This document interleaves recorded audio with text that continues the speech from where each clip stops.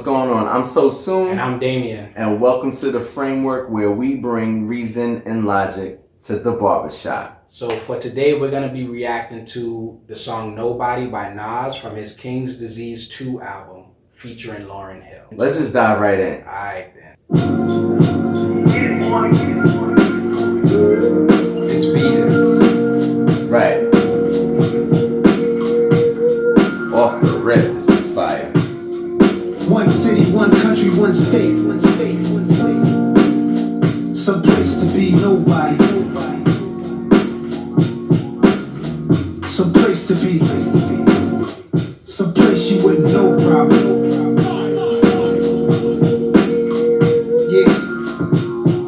Yeah. If Chappelle moved to Ghana to find his peace, then I'm rolling where the service always roaming. I'm packing my bags and going. It's a challenging act. It's a balancing act. Visit beautiful places, it's more out here than the trap. Houses in Long Island, they always found them. House in the South, a nigga barely got out. Sunny LA, remember calls with Dr. Dre. He told me, don't let the palm trees fool you, nigga, be safe. Me and my higher self, we often would speak. Somehow we lost the connection, might meet a Joshua tree. And it's been bothering me. Too many wavy women, gotta log out of IG. Can't be my AD. That line about getting off of IG said, gotta log out IG, can't be my age DMing. I thought that was, I think that speaks profoundly to the kind of generational gap between where he's at and the difference between his interactions on Instagram versus, the generation that was almost like birthed into it. This is the type of stuff I want to hear from Nas, being an elder statesman, being somebody who's considered one of the greatest lyricists, one of the greatest artists of all time in hip hop. I want to hear this type of introspection, because you want to get into the mind state of somebody who has achieved so many great things, who is cheered and elevated in such a way in hip hop to this level. And now it's like, okay, you're this iconic figure, but we want you. We don't want the iconic figure that's walking around like I'm the best, I'm a boss. I want to know what's going on in this iconic figure's mind, and this idea of nobody getting away. It's a very interesting take, and a very interesting perspective from somebody who's reached, let's say, the highest heights in hip hop, right? Fame, fortune, and whatever, and comparing that to a society of people who are just doing whatever they can to become famous or to get some type of acclaim. And I think it also speaks to the whole theme of the album, King's Disease, right? Yeah. So this is part of what comes with, quote unquote, being a king. Whether you believe Nas to be a king or not, we're not here for that discussion. But I think this speaks to that notion of things are a little different. I have to move differently from other folks. So and if we were thinking about King's Disease 1, I don't know what that would be, if it would be chlamydia or gonorrhea, but King's Disease 2 could be something that you just don't want to be around people when you have. Perhaps. So we don't know yet. So you want to get let's back run to it, yep. All right, let's keep going. It's hard to move like a civilian. I write the truth cause I live it, not like you musical niggas. We did it big and they biggest. They rather shoot than write tickets. What it feel like to go get it, what it feel like to go miss it. In one city, one country, one state. Some place to be nobody. Some place to be. Some place you wouldn't know probably. Some place to be. The hook I'm fucking with. It brings the concept, now we're only one verse in, it brings the concept full circle. I don't have anything in particular to say, but I just think I love it. I like how it runs with the beat, and I really appreciate its relevance to what the concept that he seems to be clearly outlining for this song. So a king is a symbolic figure, in my mind, opinion, right? Where can a king go where they're not a king? You know what I mean? And he's talking about some place to be nobody, a place you wouldn't go probably. That's a very introspective, I think, I think it's cool. I'm with you. I'm fucking with it too. Right. I'm ready to get back into the second verse. Let's do it. My dog bought a plane, said let's go to Paris. That's where baguettes are from, French bread that's long and narrow. I like the other definition, rectangular carrots.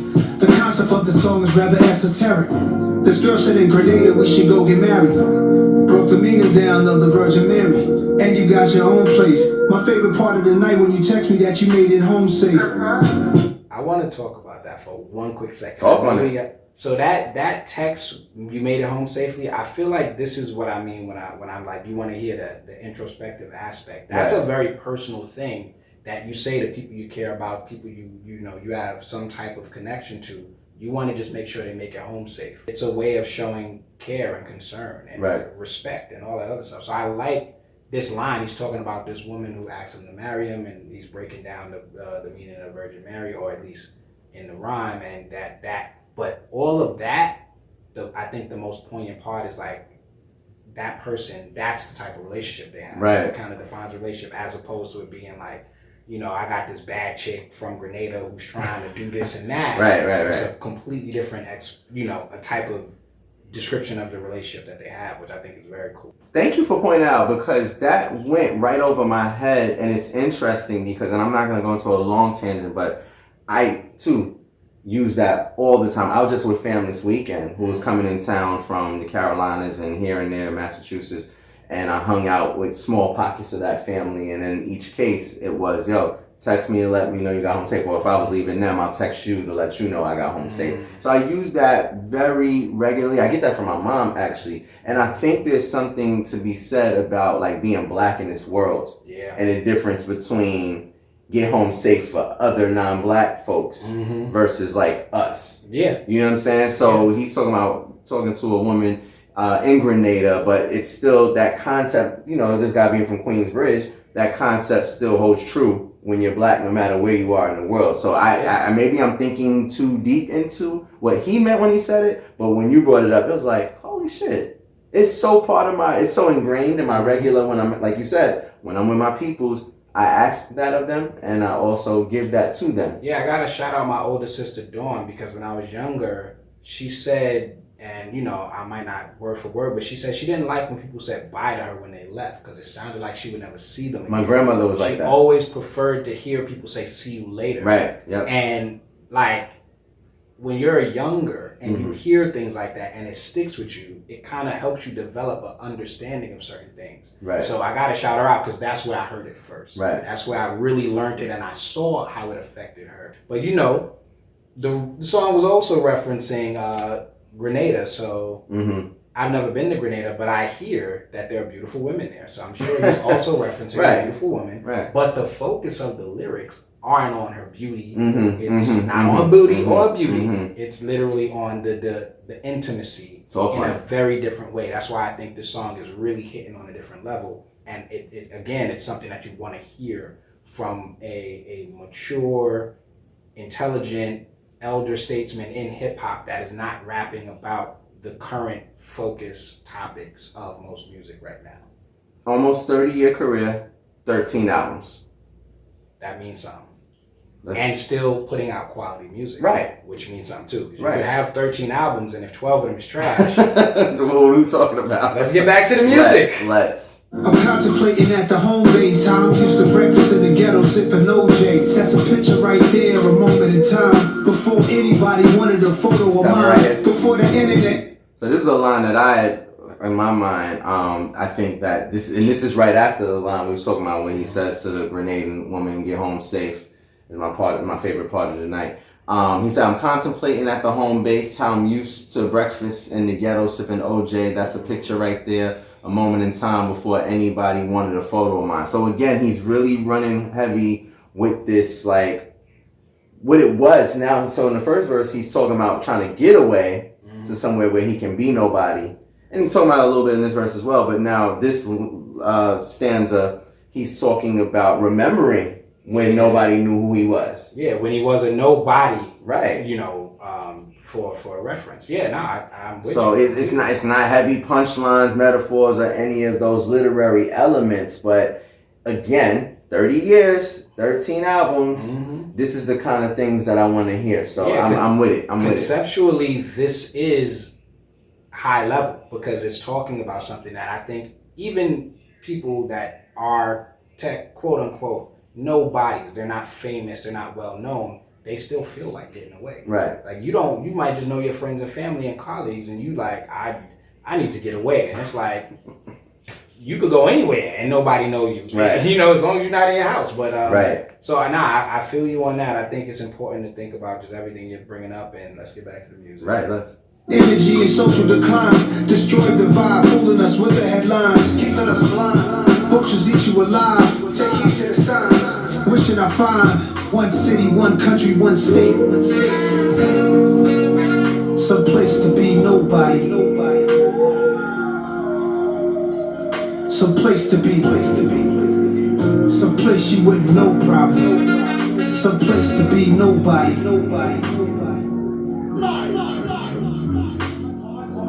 All my time is spent focused on my freedom now.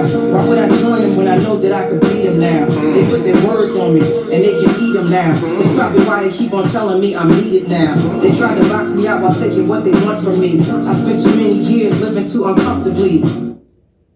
Look, she came in with the echo, and she's speaking in a way that's resonating like an echo. Every line you hear it.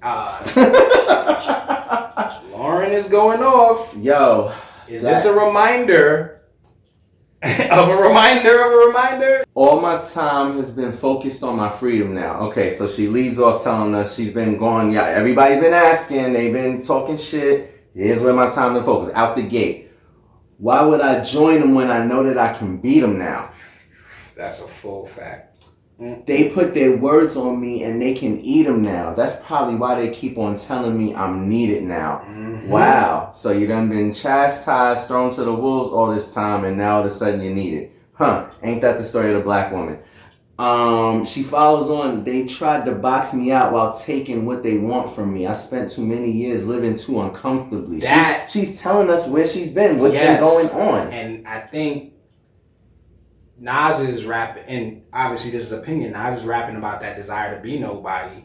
Lauryn Hill's been trying to make that a thing. And that's what it sounds like, right? But she's also showing you she's not nobody. Right. She's also Lauryn Hill, which is Miss Lauryn Hill. Right, respect. She can come out and be Lauryn Hill whenever she wants, Miss Lauryn Hill whenever she wants. Right. She just doesn't feel like it. Right. I respect that. And something that crossed my mind is like, imagine instead of us begging for Lauryn Hill to come back and give us great work, what if we were able to create the environment that Lauryn Hill felt comfortable walking into? Wow. And that's a whole other thing. Let's get back to the music. Let's. Yeah. Making room for people who didn't like the labor or wanted the spoils, greedy, selfish behavior. Now let me give it to you balanced and with clarity. I don't need to turn myself into a parody. I don't do the shit you do for popularity. They clearly didn't understand when I said I get out apparently. My awareness like Keanu in the Matrix. I'm saving souls and y'all complaining about my lateness. Stop. Yo, that get out line might be a double or triple entendre. Just saying. I know you stopped it. What you Right. No, and thank you for pointing that out because yes, I'm still processing that line, but I had you stop because so here's the context, right? We're about a little over a week after the release of the King's Disease 2 project, and we're now taking our time to review, and so what really made me like, all right, we gotta listen to this. For me, I'm speaking for myself, not for Damien or the Framework, was all the chatter I saw between Twitter, Instagram, people reacting and alluding to that very line, where she says, my awareness like Keanu in the Matrix, I'm saving souls and y'all complaining about my lateness.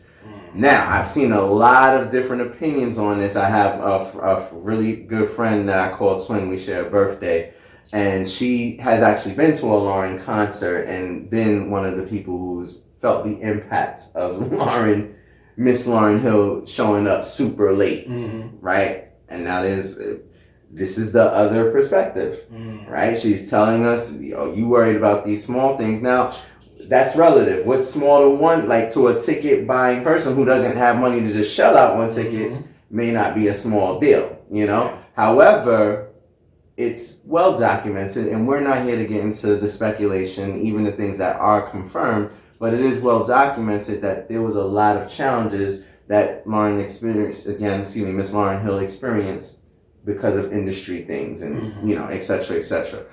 at least we now have an answer. It's many, many years later, but I'm happy to just be able to have this verse if she does it. And we're not even halfway through the verse, but I'll just end this by saying, if she doesn't give us anything else in the foreseeable future, from what I'm hearing so far, I'm thankful. Yeah, and I think that's also something that we have to give flowers and appreciate, is just when people who may not want to be involved in the type of things that may be going on in industries where people are being pit against each other and taken advantage of, and the whole gamut of things we could talk about. People are being elevated when they may not even deserve it, and celebrated when they may be people who do not deserve to be celebrated in any way, shape, or form. So but she's taken time out of her life and to come and give us this type of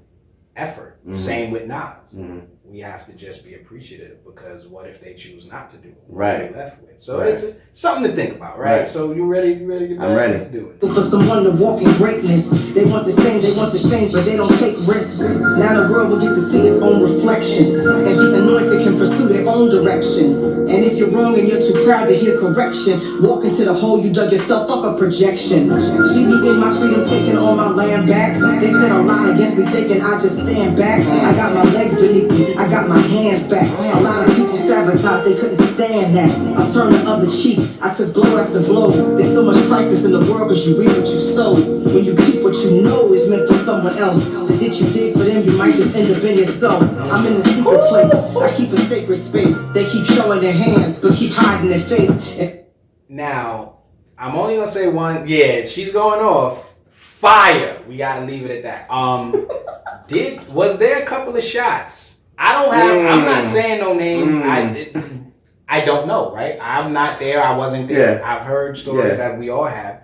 Was there a few direct shots, without saying names, at particular situations that Lauryn Hill's name has been brought up, and people have talked about her career, and people have said what it could have, should have, and all this other stuff? Is she shooting at these people right now? Are these the shots that need to be, fired off? Here's my answer. We at The Framework don't spend a lot of time on speculation, gossip, and shit like that. You can go on the Tube of Views and all the other places, and I'm sure you'll find it. I'm sure there's a lot of discussions already have been had up to this point, and that will continue to happen over the course of the next couple of weeks as people continue to dissect this song and this verse in particular. That's a fact. I am here to say that it's worth the thought, but not worth the framework. Right. But it is a good question. It is a question. It is a good question. Maybe we won't answer it. Maybe if you want in the comments, you can answer it. Let's get back to the music. If I'm a messenger, you block me, then you block the message. So aggressive, the world you made is what you're left with. Pride and ego over love and truth is reckless. Y'all niggas got a death wish, the stupid leaves me breathless.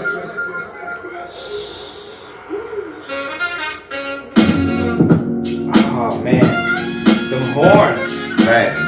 Some place to be. Them horns. Right. I like how they brought the chorus back in.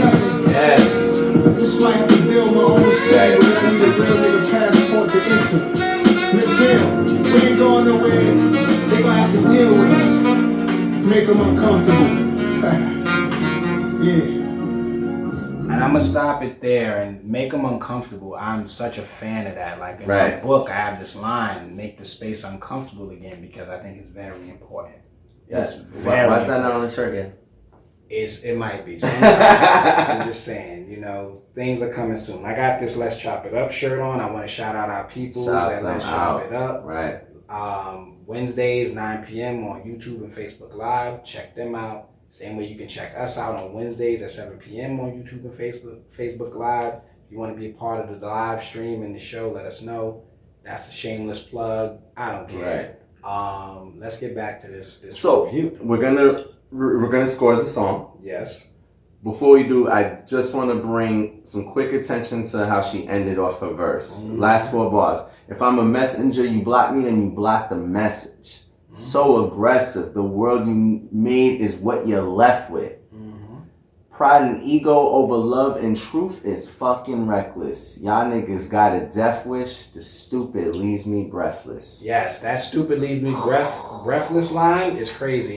So we just listened to the song. As you could tell from our reactions, this is something. So now we turn to score time. And so starting with lyrics, what say you on a scale of 1 to 10 how Nobody scores on lyrics? So when you think about the song, the hook, the conceptualization of the idea of wanting to be nobody when you are famous, when you are well known, when you're world renowned, When you're scrutinized for everything you do. You're scrutinized. That's the other side of it, you know.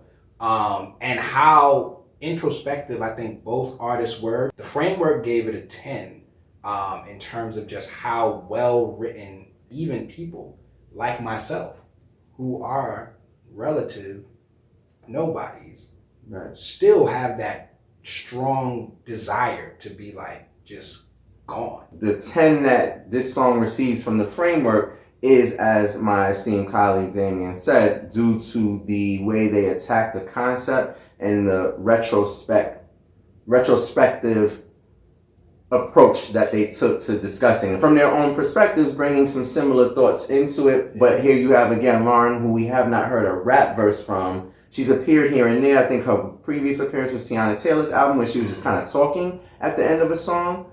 I know she had another appearance somewhere else, but we got a rap verse from her for the first time in over a decade, and she's, you know, breaking down what all that scrutiny has done and how she's been dealing with it. Nas is talking about, from again the King's perspective, presumably, sometimes I want to be somewhere where nobody knows who I am. Yeah. Nobody's up in my business every step of what I do. So for that reason, this is why the Framework gives it a 10. Yeah.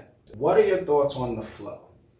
So I don't think they did anything amazing with flow. It wasn't nobody had like what I would consider a bad flow. Right. That's definitely for sure. But thinking about the beat, what they were saying, lyrics, words on a page, and how they used the flow to get those lyrics off. I'm gonna say it's an 8. It was solid. It was solid. It was like I said, not over the top, but also did what it needed to do. And what I think it is classic Nas and classic Lauryn. It's what the legendary 8 stands for, where it is one of those things where it isn't bad in any way, shape, or form, and we're not trying to disrespect, but we are differentiating between classic, legendary, and things that then those things are just like, oh, this is a little bit different. So the last is the beat. Right. The beat has a very J Dilla, Q-Tip feel, but it's so well done. It's baked to perfection, let's say, whatever type of phrase you want to use.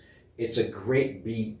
It's something that you could listen to when you're relaxing. Like, you know, they have those chill hop, lo-fi and all that. And I feel like that's going to be on a lot of those mixes that people make moving forward. Mm. We gave it a 10 on the beat. The beat is just amazing. It's immaculate. The horns, the way they played with the beat at the end, just giving you a little sample of like, yeah, this beat is solid and it's done well. It's made for this song, made for this concept. And that's what's important when it comes to things like beat, flow, lyrics, when it is like, this is made for that. So now when you bring them together, it does that amazing, undeniable thing that you want in your music.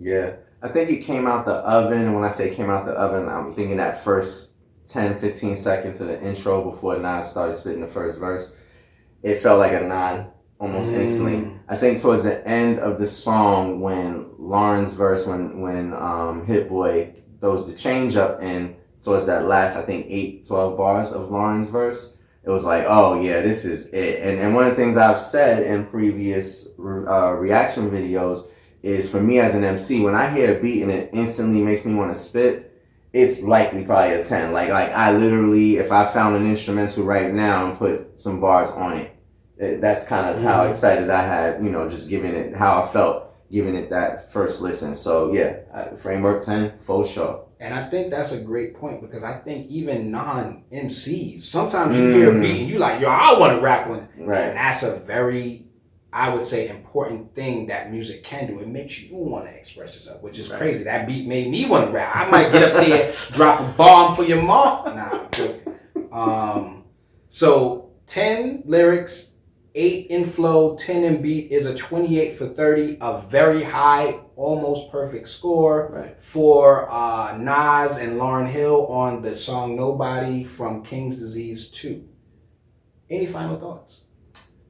Lauren, welcome back. I hope that you have more in the tank that you're willing to share with us. I hope that the world is ready and willing to receive you as you are and not place the false assumptions of what you should be doing and not be doing.